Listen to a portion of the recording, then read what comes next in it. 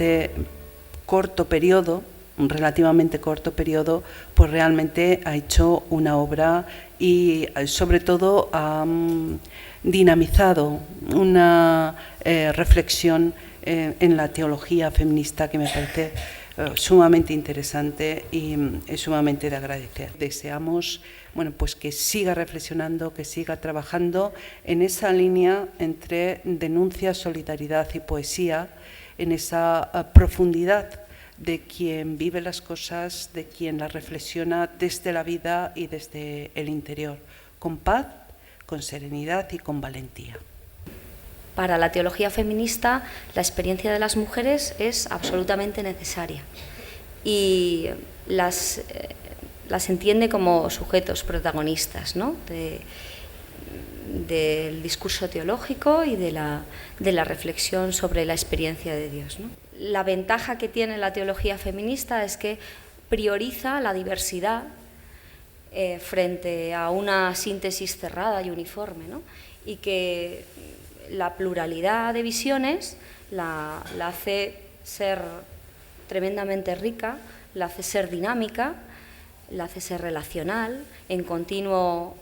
intercambio y en continuo aprendizaje, en proceso. Al mismo tiempo que una historia de dificultad continuada está la historia del renacer, también continuado y siempre nuevo, de esa capacidad de oponerse a la injusticia, en este caso la injusticia que hace referencia a lo que una mujer puede o no puede hacer simplemente en función de su sexo. Eso sería lo que el feminismo más básico reivindica, que las personas puedan orientarse en su vida de una forma que responda a sus talentos y a la comprensión personal que tienen de ellos y que no deban ceñirse a unas expectativas externas que en nombre de Dios, de la sociedad, de la naturaleza, de la ley, de la conveniencia política, económica, social, de lo que sea, pero algo externo que no sea desde ese molde externo que se determine a las personas. Que esa determinación externa de lo que una persona puede o no puede hacer va en contra de lo que llamamos pues la libertad que nos da Dios de a cada uno pedirle que siempre en diálogo, esto sería la comprensión de la antropología teológica, siempre en diálogo con una propuesta que hace Dios a cada persona y a cada persona se la hace en un lenguaje propio, personal y distintivo, ahí exista siempre esa respuesta libre de la persona para poder actualizar o no esa propuesta de Dios. Y las estructuras eclesiales y también sociales deberían ser, las ideales, deberían ser las que conducen a esa posibilidad de diálogo libre entre Dios y la persona que quiere escuchar pues esa inspiración de Dios. Y mi tesis inicial es, desde que ha habido sociedades que llamamos ahora patriarcales, es decir, sociedades que han dicho que por el hecho de ser mujer le está vedada a una persona la representatividad litúrgica o la representatividad en los órganos de toma de decisión política de su sociedad o en cualquier otro de los ámbitos del ejercicio profesional o del saber, desde que han existido estas sociedades, han existido personas que han dicho, yo con esto no estoy de acuerdo. Y además creo que esto lo podemos argumentar teológicamente, es decir, apelando a la voluntad de Dios, a la revelación de Dios, a lo que Dios nos cuenta sobre lo que debemos hacer las personas pues, cuando nos reunimos en sociedad y cuando nos pensamos como proyecto vital. Pues quien hace eso, quien articula la teología de esa conciencia, se le puede llamar con razón teólogo o teóloga feminista. Mi tesis, mi libro, mi estudio avale lo que se ha dado en llamar feminismo de la igualdad. El feminismo de la igualdad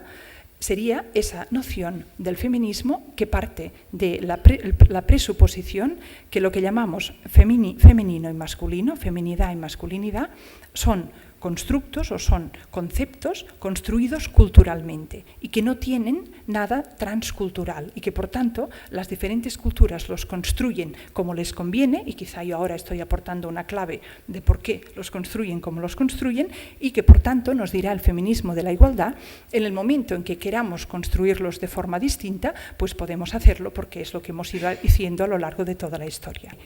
Podríamos estar de acuerdo con el feminismo de la diferencia en cuanto al punto de partida de las personas, como si, y ahora voy a recoger nociones que nos vienen de autores contemporáneos, como por ejemplo Jacques Lacan, este psicoanalista, y que nos habla de una fase en general los psicólogos consideran pues esta fase que voy a considerar ahora, y la psicología profunda pues de forma más explícita, una fase de subjetivación infantil, y en esa fase de subjetivación infantil el referente para hacer eso es la figura materna. Y en esa fase de subjetivación infantil, ahí sí el género es fundamental y el niño y la niña se conciben no de forma cultural, sino en la medida que esto que les estoy diciendo ahora sea verdad, en esa fase infantil tendríamos el referente materno respecto al cual o eres como la mamá o no. Creo que la antropología teológica y el feminismo de la igualdad nos vienen a ayudar ahí para entender o para abrirnos a la posibilidad que nuestra maduración personal tenga o contemple necesariamente un punto de cesura. Jesús en el Evangelio de Juan, en el capítulo 3, cuando habla con Nicodemo, le intenta decir a Nicodemo que se debe nacer de nuevo. Y Nicodemo dice, volvemos a la mamá. No, con la mamá no, ya estamos con la mamá de pequeños, pero ahora es otro nacimiento es nacer del agua y del espíritu. Nos atrevamos a pensarnos como adultos con un referente que es Dios, que está más allá del sexo y del género, que no es ni masculino ni femenino, que es otra cosa, que es amor y libertad absolutos, y nos dice que nos ha hecho como concreciones en el espacio y el tiempo del amor y la libertad absolutos de Dios. Y en ese proceso tendríamos un ser humano que entonces sí es pieza única, como les decía, es original y por tanto no se deja clasificar, no ya en función del género, claro que no, pero es que en función de nada. Todas las clasificaciones desaparecen en esa etapa donde la persona es capaz de plantearse un horizonte vital único, un horizonte vital de singularidad